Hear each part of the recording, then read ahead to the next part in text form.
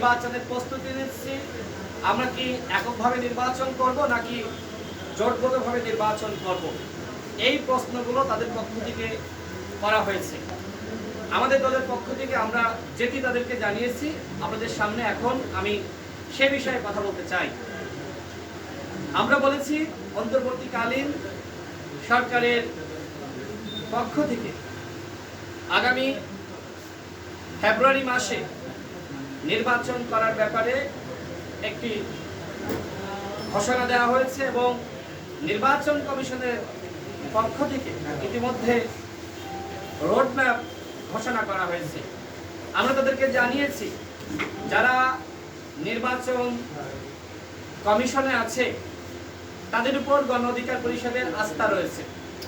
তাদের সাথে আমাদের ইতিপূর্বে বৈঠক হয়েছে এবং সেই বৈঠকে আমরা দেখেছি যারা নির্বাচন কমিশনার বৃন্দ তাদের একটি সুষ্ঠু নির্বাচন জাতিকে উপহার দেওয়ার বিষয়ে যথেষ্ট আন্তরিকতা রয়েছে।